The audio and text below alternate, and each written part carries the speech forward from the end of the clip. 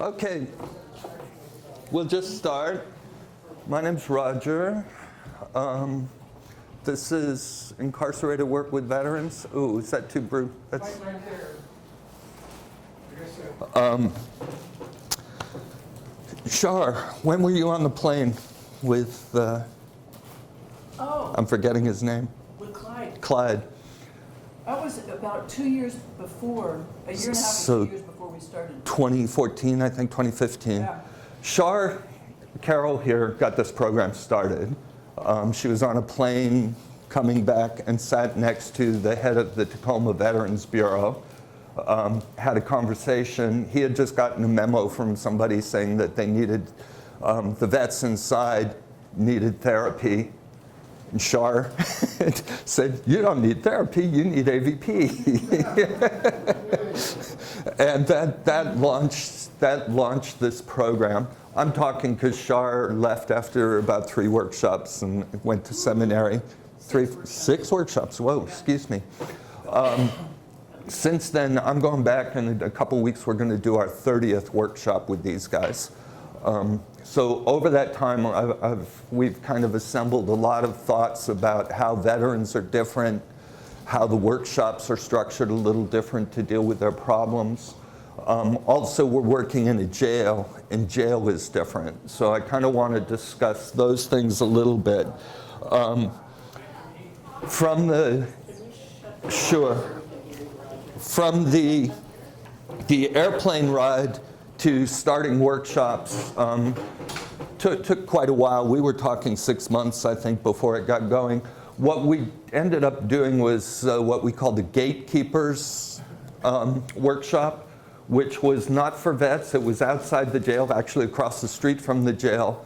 And it was for jail staff, Veterans Bureau staff, frankly, anybody in the community that the Veterans Bureau could turn out. We had some ministers, we had some transitional housing people, drug counselors, a weird mix. We were blessed to have a lieutenant from the jail. I say this because 6 months in, she was made chief of the jail. She had done the workshop. She was totally enthusiastic. And one of the things I have to say, the union was a little upset with this coming in. They've got their routine. This jail had essentially no programming, virtually no programming happening, a little bit of religious program, a little bit of AA.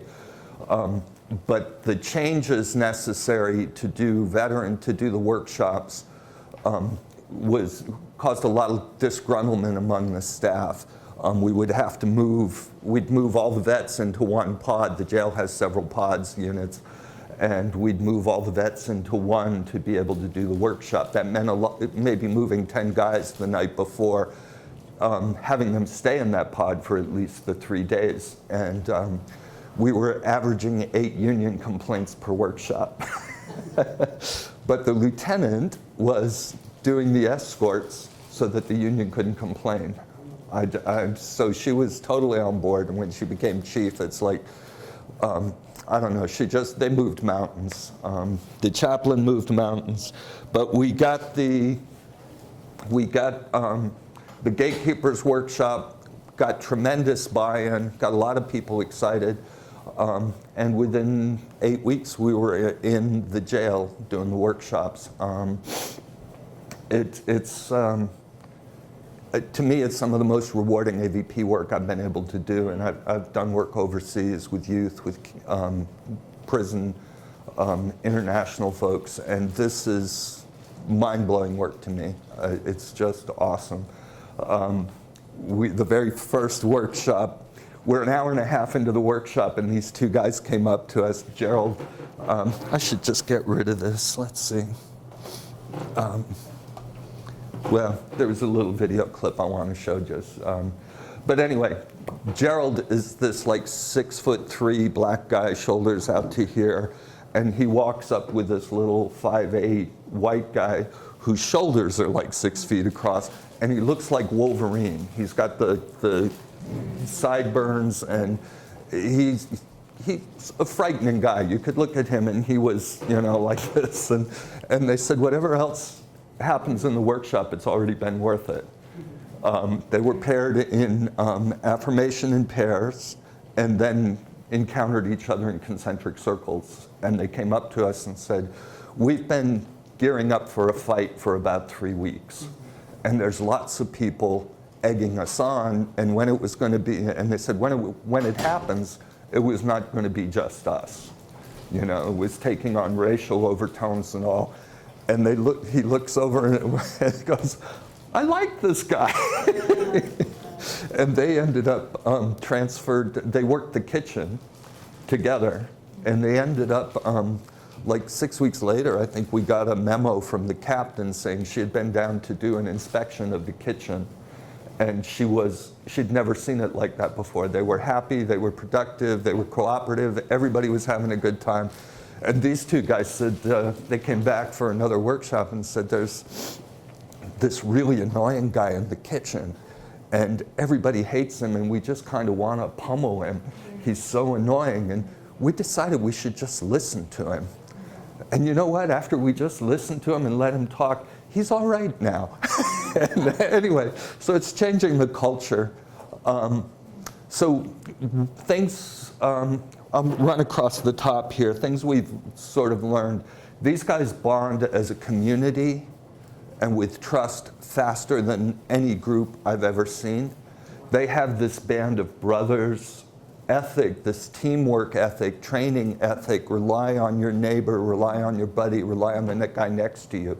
So when they come in and sit in circle, and it's stunning, we'll do, what's your name, what was your MOS, that's your military specialty, what were you, what units did you work in, were you deployed, and why are you in the workshop?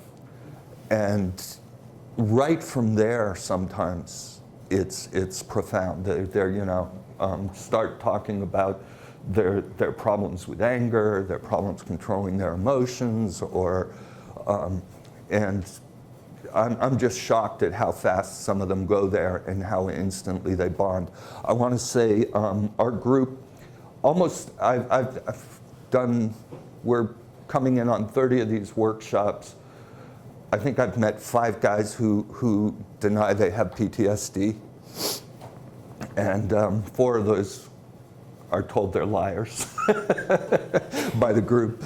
Almost everybody has significant PTSD.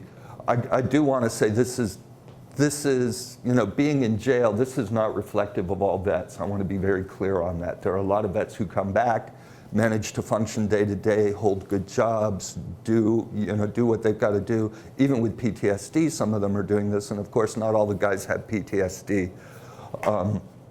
But that said, these are guys who are landing in jail. And so vast majority have PTSD. I'd say 70 to 80% are there for self-medicating their PTSD.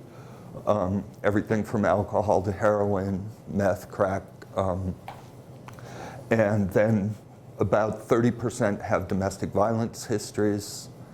A shocking number have been homeless. In the beginning, it was we had 2 or 3 homeless in each workshop, or 1 to 3. My last workshop had 6 homeless guys out of 12. It just infuriates me. Where's this located? This is Tacoma, city of Tacoma, just south of Seattle.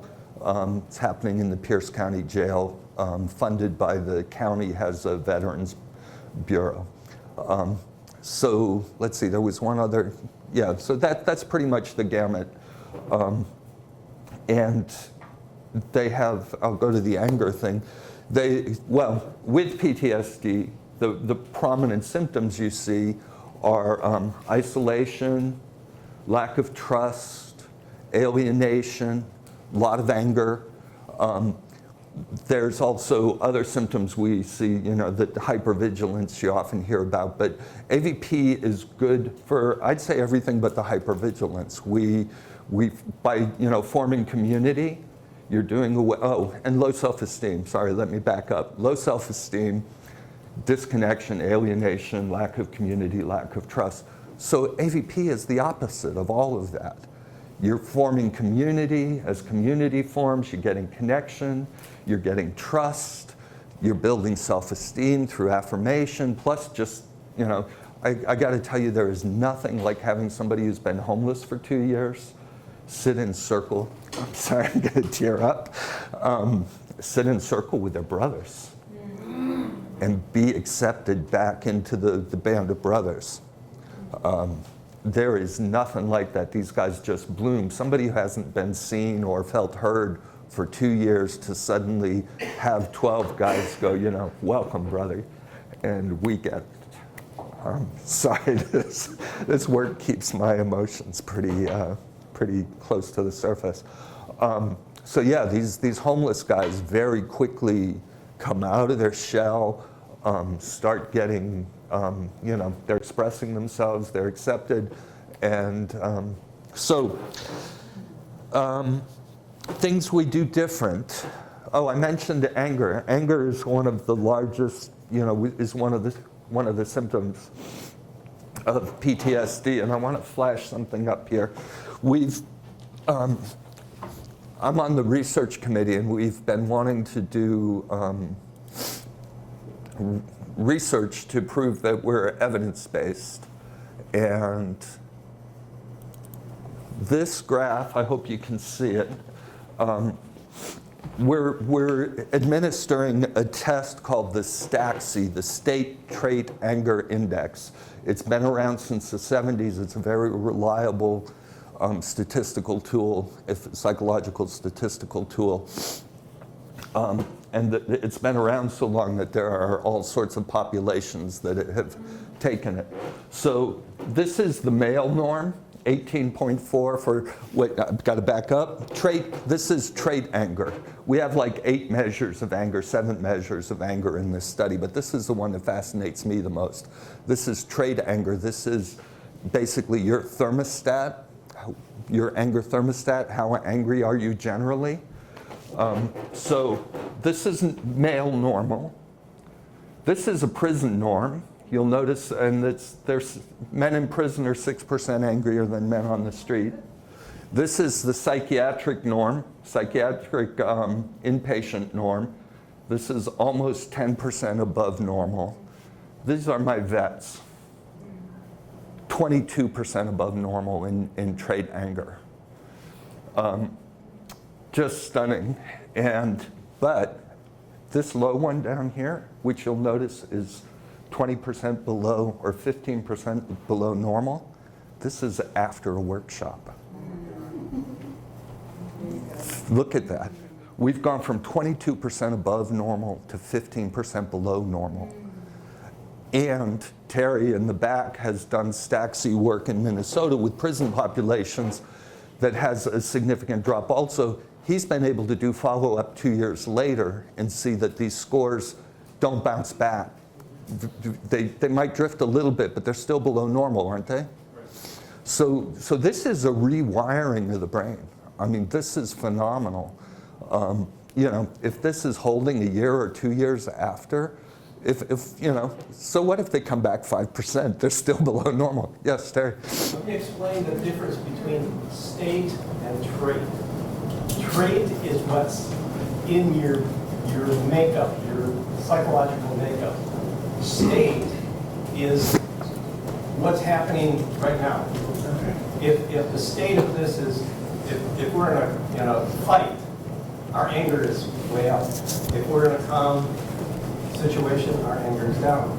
So that fluctuates quite a bit. Trait anger does not necessarily fluctuate. This is significant. This is huge, and we're hoping to publish in like August. I've got a couple college professors and a young facilitator who's adept at statistics, cranking all these numbers.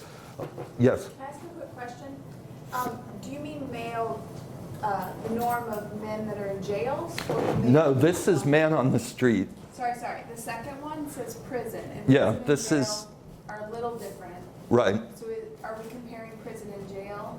Or mainly comparing Vets. male? I think it's vets. That's a really good question. I don't have a jail norm without vets. And I would say anger for people in jail, especially the state anger, is going to be high. That's one of the things to be aware of is jail. These guys have recently been arrested. Their lives have been, rearranged and changed. They're very angry at whoever ratted them out, at their partner that they hit for pressing charges, whatever it is. They've been, and it varies. I mean, some of the guys, the homeless guys are, not necessarily that way. They might be happy to have their, what they call 3 hots and a cot, 3 meals a day. But anyway, this is profound, and this is based on over 100 first-time workshops at this point, which I'm told was our threshold to get statistical reliability. So we've put about 300 guys through the program, but there's a lot of repeats, and that's worth mentioning too. Things that we do that are different. One of the things is on our second or third workshop, we came in and I think there were 4 or 5 guys, and Shar and I looked at each other and said, "This isn't enough. We're going to cancel." And the chaplain looked at us and said, "We moved mountains to get you in here. We have done so much work. You don't get to cancel." And we're sort of saying, but it doesn't work with this small a number. We don't have the critical mass. And I think it was Michael looks outside and goes, "That guy out there, we're in a glass room and the tears are outside." And he goes, "That guy's a vet, that guy's a vet. They were in the last workshop. That guy's a vet," and we pulled them in. And so we had repeat guys. We brought 4 or 5 repeat guys in and found out that it really helped the workshop. It was stunning. I mean, the usual rule is, you only do the basic once. But it really helped. One of the reasons it helped too is with PTSD, you have some attention deficit kind of issues that come up. People are getting triggered, they're getting emotional. We also see a significant amount of traumatic brain injury. I got to tell you, it is shocking to talk with the guys who come out of Afghanistan and Iraq when they tell you, "I've been blown up 5 times."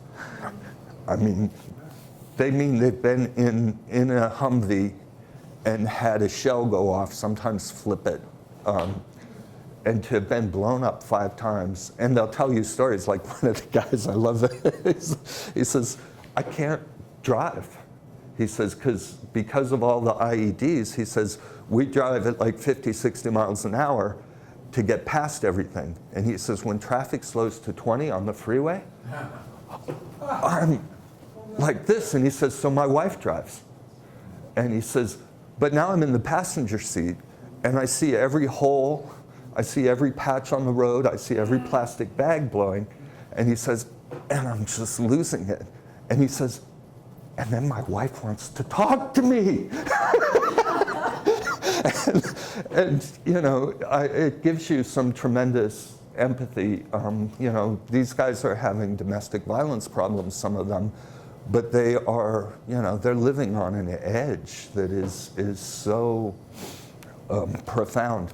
So yeah, we went into this thinking we were going to see all. Are you asking a question? Sure. And I ask this not because I question this, but because we're trying baby steps to work with our local VA on this. How do you know how angry they are? How do you get? We have a psychological multiple questionnaire that they fill out before and after. Okay, great. That's what yeah. And so I was saying, we thought we were going to see mostly guys coming back from Afghanistan and Iraq. And actually, they're making up about a quarter of the crowd. And we're I view it as getting a lesson in American foreign policy. We've had Korean war vets. We always get a few Vietnam war vets. We've got a couple of, I call them my crusty old Vietnam vets. One of them was hit by an RPG, 28 days in country. The other one was there for TET, and they both carry a lot of PTSD. Had major drinking problems. One of them had a pill problem for a long time and got through it. and they're just awesome to be able to say, we've been there, we've lived this. Which is that's another thing, is that I'm not a vet. I grew up in a military family. Shar grew up in a military family. So we have some understanding of the culture, but we don't pretend to understand them. Yeah.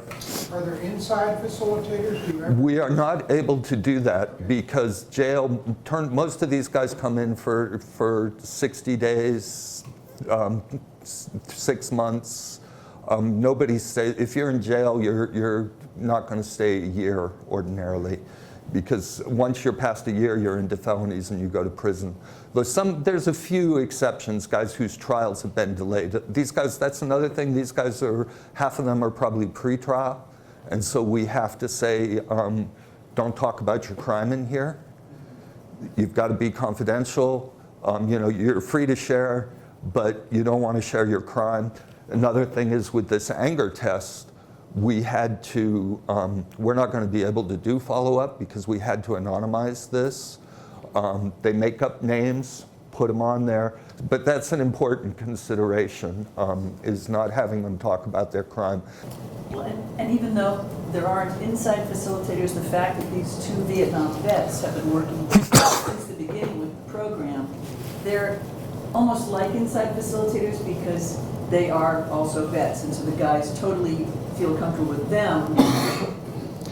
Yeah, and they actually go the week before the workshop. They go into every pod, ask who's a veteran, share with them. One of them is now a chaplain. Michael Howard's been made a chaplain. So they are in the jail a lot, and they'll provide chaplain kind of support. They also do support outside. So important things, we change up the workshop a little bit. We're not allowed in jail, we're not allowed to run, so things like howdy howdy, big wind blows, we've changed up a bit. I love Michael, I think, came up with this. We're trying to do big wind blows and learn those commonalities. And he said, these are military guys. They respond to, on your feet. So it's if you've served overseas, on your feet, and guys pop up. And so we're doing that to deal with the big wind blows issue. And let's see. One of the guys is a musician, likes to play guitar and sing songs. So he's got us doing songs for gatherings on day 2 and day 3. I had real reservations about this because he does Where Have All the Flowers Gone? Which, if you know, it's like, where have all the husbands gone? Gone to soldiers, gone to graveyards, gone to flowers. And he wanted to sing this song, and I'm like, are you crazy? I have some issues about pushing people into pain for no reason. I'm fine with pushing people into painful places if we're doing something beneficial. I have issues with some people, some co-facilitators, over what's helpful and what's not helpful, and it's a struggle. But Michael wanted to do this, and I'm like, I'm not the vet. Another thing that we designed in that was different was we taught them some grounding exercises. Yes, right thank on, you. And so we would have them practice the grounding exercises right after anything that might be emotionally stimulating. And that raises an interesting point too, because there's so much PTSD here. I feel, so this is just my personal belief, but I think anybody that wants to do veterans work, a lot of folks are really enthusiastic and want to start and want to do it. I think one person on your team has to have a solid grounding in PTSD, at least one. A solid grounding. I've got a list of books that I recommend reading, about 5 of them, to understand PTSD. I recommend Nadine Hoover's Advanced AVP Manual on Trauma. That's where we're getting the groundings from. There's a series of about 8, 10, 12 groundings in there. We teach 6 of them or so over the course of the workshop and give them all of them as a handout. One of the things that one of the ways we've taken to talking about groundings and trauma is with the groundings, we say PTSD and anxiety are the two big issues that get people unsettled, if you would. And this is Ben. I love this. He's the last person I would have thought this would come from. He says PTSD takes you back to the past. And it's so vivid and so real that you're not here. He says anxiety carries you into the future. What if this happens? What if that happens?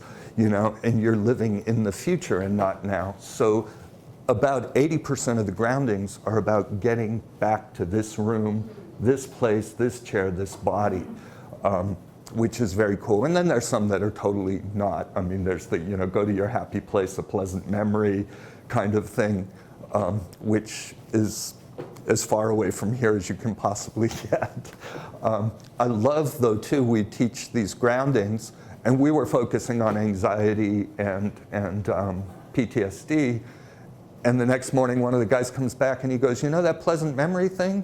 He says, they were being loud last night and I was trying to get to sleep and there was a lot of yelling and I was starting to get angry and I just went to that place and I was asleep and had the best night's sleep ever.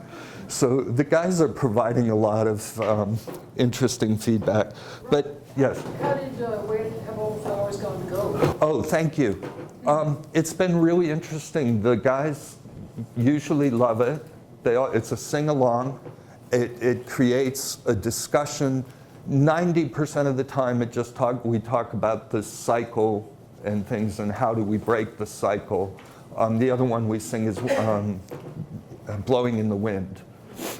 The answer is Blowing in the Wind, which has, you know, lyrics about how long will the bullets fly or whatever until,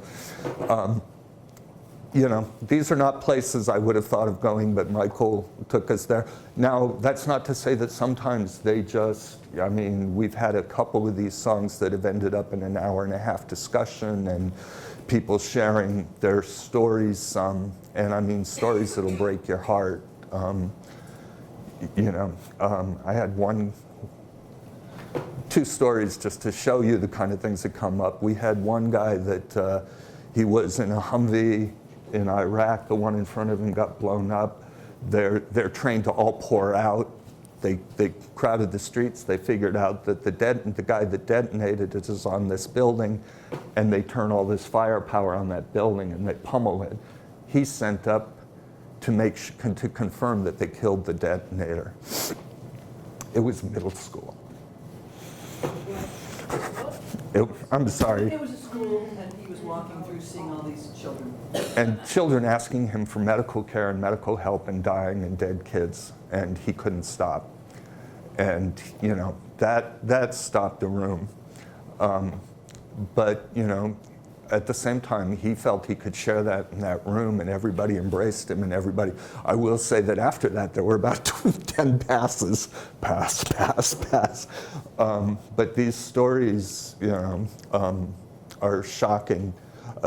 I'm big on telling stories, so forgive me, but, you know, some of the, we had Bernard, this guy, we did a circle. We like to say, where's your favorite place or your safe place as a gathering? Coming back sometimes, and we're doing where's your safe place? And this guy, he was Delta Forces, which is the special operations guys that get dropped in anywhere in the world. And he says, I served for 9 years, 8 years in hot zones, meaning combat. 8 years in combat, he said, I can't sleep more than 15 minutes at a time. And he said, I met a girl, went home with her, I slept 10 hours in her arms. He said, she's my safe place. Wow. And the same guy, we did human to human in his workshop. He liked it so much, he wrote it all down. He asked for the manual, wrote it down, and did it with his girlfriend through the glass at visiting time. So there's powerful stuff happens here. Yes? I'm just curious, do you have some guys who say that they want to continue, you know, in the military, continue doing what they're doing, you know, killing people, and other guys who say no, they don't want to? How do you have the two together? How does that work? It just happens. I mean, I've had some, yeah. I did human to human with a guy who had the coldest eyes I've ever seen, and it was just darn scary to do human to human. And later, I did another workshop with him, and he was complaining to me, and he said, over there, I knew what my job was. My job was to kill bad guys, and I'm really good at it. And then he said, they won't let me do that here. And I feel like, I'm looking at him going, I'm sure he knows who all the bad guys are in his neighborhood. And he wants the drug dealers gone, and he wants all these guys. And he's like, they won't let me do that here. There are those guys. There are guys, we actually have some that are not even out yet. We live in, I meant to say, we're in one of the heaviest military concentrations in the country. We've got one of the biggest Air Force bases, one of the biggest Army bases, and one of the biggest naval concentrations. So that's also retired there because there's a lot of VA services, a lot of free commissary discount stuff. So yeah, we have, but there are a lot of guys who are like, and especially after the workshop, are like, there's another way to live. I want to live that way. And we do the violence trees, the violence tree and the peace tree. That is amazingly powerful. They sit there and go, everything on that tree sucks. And everything on that tree is what I want in my life. And how do I get there? That is an amazing exercise. I want to, yeah. Did you ever try these workshops out of a prison situation? Not yet. We've got some interest, but it hasn't gotten there. I live with a PTS person, my son, who exhibits, just what he exhibits. And I've tried my darndest to get him involved in AVP and things of that nature, and it's so frustrating to see a life just turn dark. Yeah, I'm so sorry for you. I hear you. So I like the idea of being able to approach somebody. The VA sucks. It's been my experience with my son at the VA that their people that work there aren't really focused on the vets. They're focused on just maintaining their job and getting a paycheck. Have you ever tried to approach a VA organization? We've been approaching them, and we had in that gatekeepers meeting, we had a VA called Court Advocate, and she tries to get guys. We had a veterans court, which only sees veteran cases once a week and is aware of the need for treatment. I'm glad you said this too, because there's two things that I want people to leave for social change. One is that, I mentioned all these guys are self-medicating. And we talk about addiction as a disease. In these guys, it's a symptom. It's not the disease. The disease is trauma. And if you're not treating the trauma, they're going to relapse and relapse and relapse, and they will come back and back and back. But if you can get them PTSD treatment, I believe then the drug rehab will take and hold, or at least its odds of holding are far, far better. The other takeaway is that if you get PTSD when you're in the service and you start acting out, if you're self-medicating, caught with drugs, drunk, or exploded an officer, you get other than honorable discharge. You can get a bad conduct discharge other than honorable, and with those, you're not entitled to VA services. You can get a general discharge and you can get VA services. Right, but if you have other than honorable or dishonorable, you are not entitled to PTSD treatment. You are not entitled to treat the condition that got you thrown out of the military. There's trying to change that, and there's bills in Congress and things, but it's something I really want people to understand. Yeah. So I hear a lot about PTSD.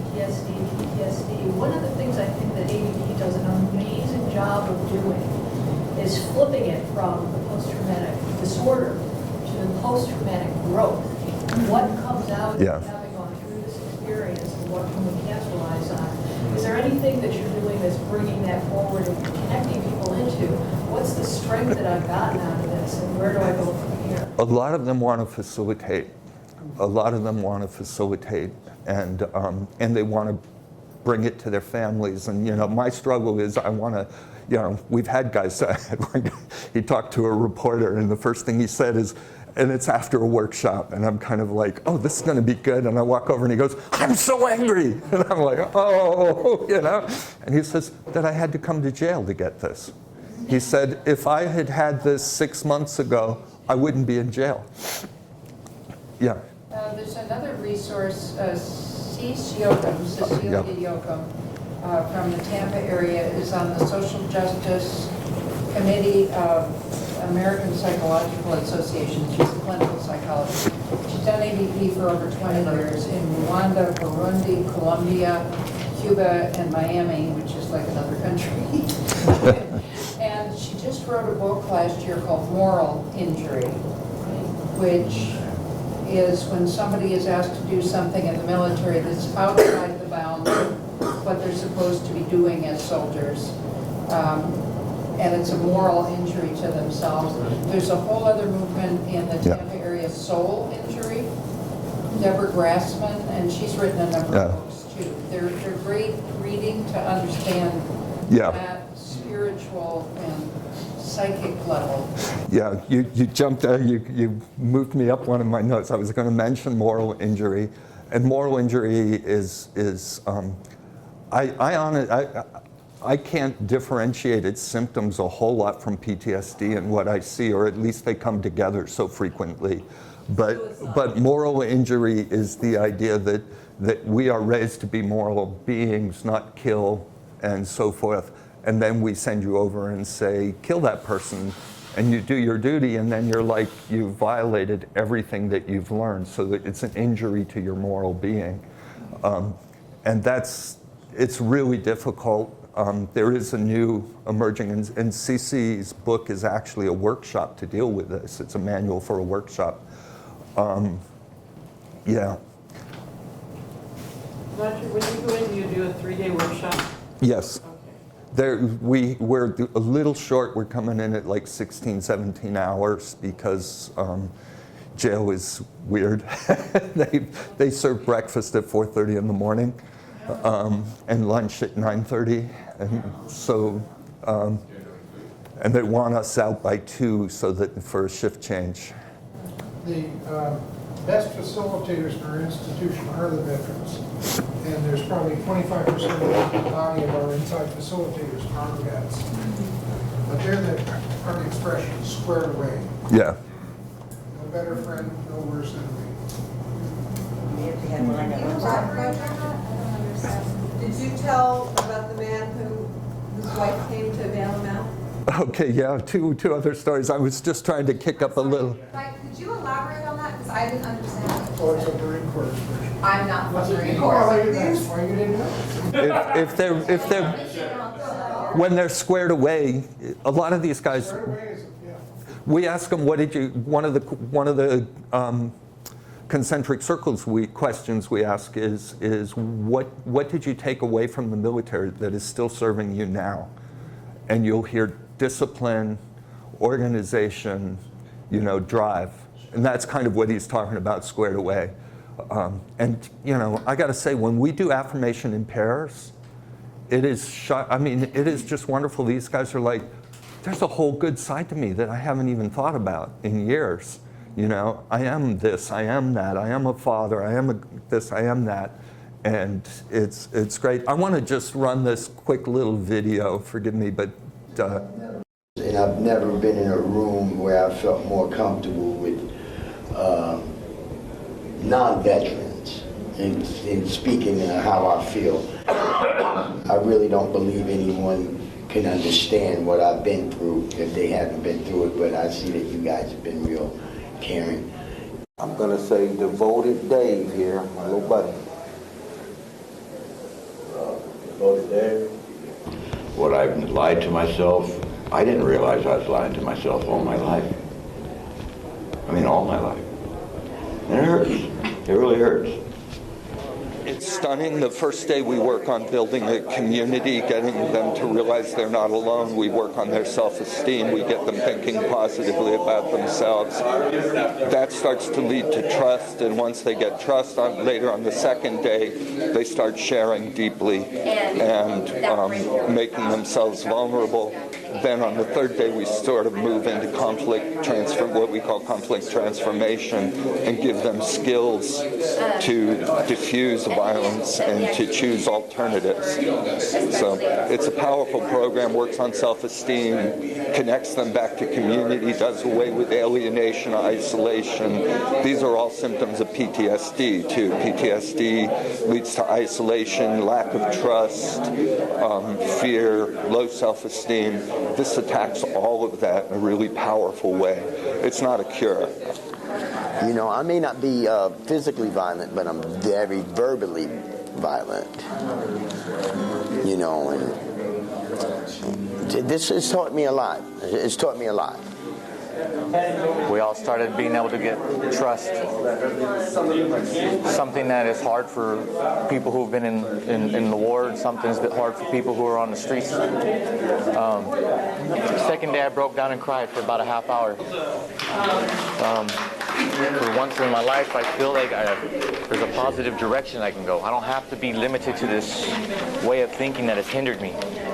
And it may have been just an anger clash, but to me it was also a doorway that I've never really had open. You want me in the paper? Yeah. We have to deal with that. It's usually not too bad, but it can get to where, you know, you've got exercises holding up because somebody's out. Yeah. Well,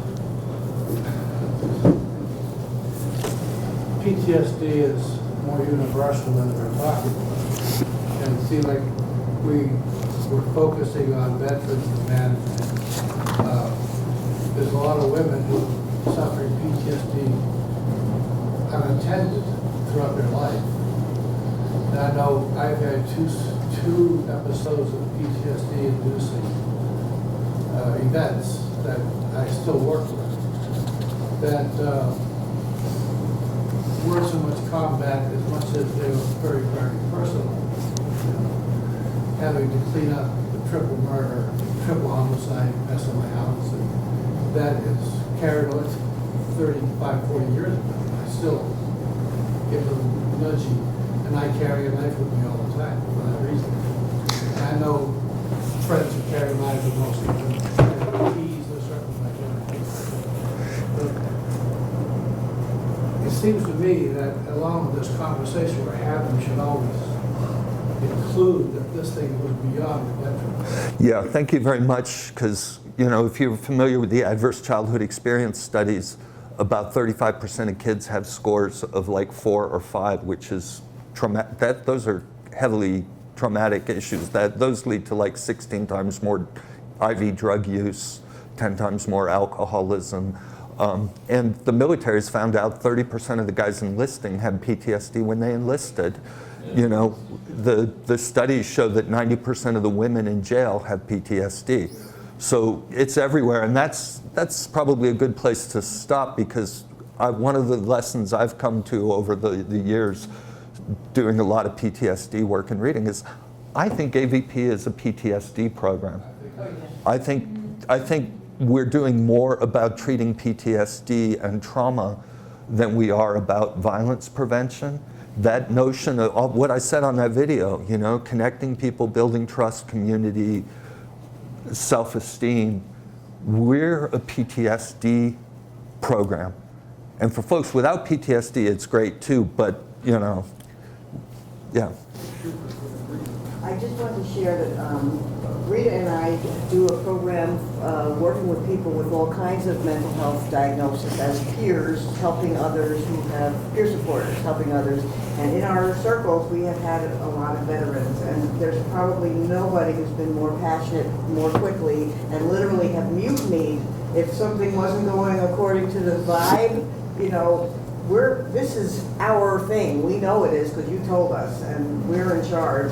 And we've literally had people follow us from town to town on their own dollar to train for free, just so they could have more of the experience. And when you consider how many veterans there are, I mean, I keep seeing the grand picture, and maybe you could talk to this too, is you know, it's hard getting it in the VA because it flies in the face of everything that they like to do, which is control over as a rule, but somehow or other mobilizing, I mean, it's not, we're looking at a world that really needs help fast, and that's one of the, you know, peers that are totally powerful because they're getting their act together, and veterans who just eat this up are so ripe for that camaraderie connection, and you know, how can we plug it in and I'm hopeful that the research will the VA is a very evidence-based organization. You have to prove everything. So I'm hoping the research, when it's published, will generate some interest. I'll get you in just a second, Don. There's one other thing I wanted to say that, and I may have said it, but one of the biggest things we do, I mentioned how angry these guys are. The other thing is they've had, all of their military training is to react quickly, react without thinking. It's muscle memory, you know, react. George, you've been out, I could probably still, you know, count off a cadence and you'd fall right in. It's muscle memory, and they are, you know, thinking without reacting without thinking saves lives. It saves you, it saves your buddies, and they come home and say, okay, you know, you're a civilian. And reacting without thinking doesn't work well with your wife, with your kids, in traffic. These guys, you know, so we focus with the police, yeah, so we spend a whole lot of time on thinking before reacting, and I wish I'd planned this.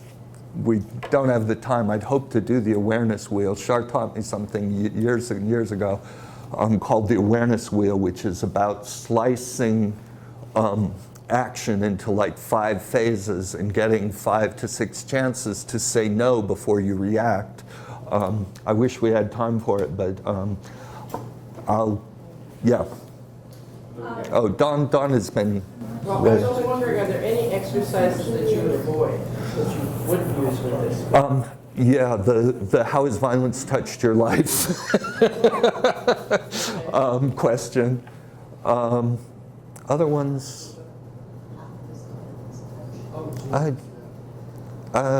that's really the biggest one that I can think of.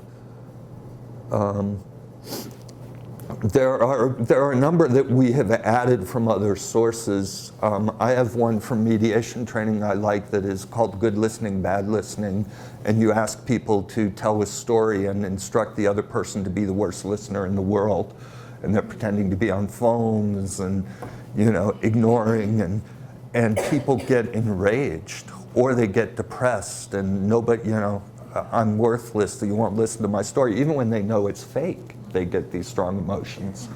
And then, and they switch, so they both experience the strong emotions. And then we debrief how that felt, and then we go back and say, now I want the best listening possible, and they compare. And, you know, I gotta tell you, when a DV guy says, you do the bad listening, and this guy is feeling worthless or he's feeling angry, and he says, I can't believe I make my wife feel this way. And he comes back the next morning to the workshop, and you know, he's leaving saying, I'm going to call my wife tonight and I'm just going to listen. I'm just going to listen. And he comes back and he goes, that was totally awesome. It is amazing. These guys are making phone calls and using this stuff right off the bat. Before the workshop's over, you're getting good stories. Yeah. 3 follow-up opportunities. Jamuna and I, helping her with it, are doing a workshop tomorrow on trauma work based on Nadine's stuff, and she'll talk about her work with Vietnamese refugees in Nepal. So that's like an hour-long taster. It is experiential. And then 3 trauma workshops coming up in the next few months in New York, June 7th to 9th, with Shirley Way is the lead on that. Late in the month in Buffalo, Jamuna, hopefully Nadine's going to be back in action, or she'll have other people working with her on that. And then in July in Ann Arbor. Look at the AVP New York website Cool. for the stuff in the community, or Nadine Hoover's Conscience Studio.